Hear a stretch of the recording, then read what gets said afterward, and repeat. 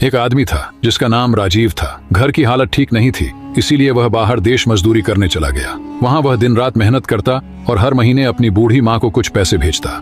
राजीव की माँ बेहद नेक दिल थी। वह पैसों में से अपने लिए बस जरूरत भर रखती और बाकी पैसे गरीब अनाथ आश्रम के बच्चों को खाना खिलाने और उनकी देखभाल में खर्च कर देती। उसे लगता था मेरे बेटे की कमाई अगर किसी भूखे बच्चे का पेट भर दे, यही सबसे बड़ी नेकी है। कई सालों बाद जब राजीव अपने गाँव लौटा तो उसने माँ से पूछा, माँ, इतने सालों में जो पैसे मैंने तुम्हें भेजे वो कहाँ हैं?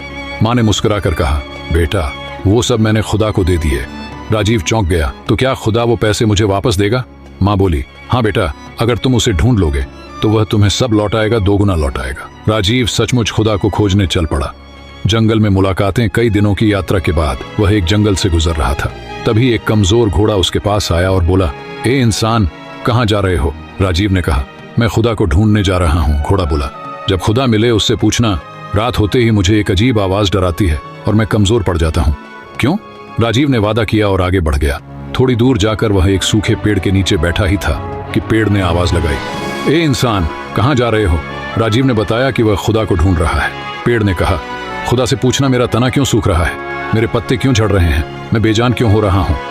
राजीव ने इसका भी वादा किया। आगे चलकर उसे एक बुजुर्ग व्यक्ति मिला। राजीव ने उसे पूरी कहानी बता दी, माँ के पैसे, घोड़े का सवाल, पेड़ का दर्द, सब कुछ। बुजुर्ग व्यक्ति मुस्कुराया और बोला, खुदा अभी कुछ देर पहले ही तुम्हारे पैसे लौटाने तुम्हारे घर की तरफ गया है और तुम जो सवाल लेकर आए हो उनके जवाब मैं दे देता हूँ। बुजुर्ग व्यक्ति कहा, घोड़े को कहना, जब तक कोई इंसान तुम्हें अपनाकर तुम्हारी सवारी नहीं करेगा तुम हमेशा डरते और कमजोर रहोगे। पेड़ को कहना, तुम्हारी जड़ों में दफन खजाना ही तुम्हें सुखा रहा है, जब वह बाहर निकलेगा तभी तुम फिर से हरे भरे हो पाओगे। राजीव ने शुक्रिया कहा और घर की ओर लौट पड़ा। पहले वह घोड़े के पास गया और उसे जवाब बताया।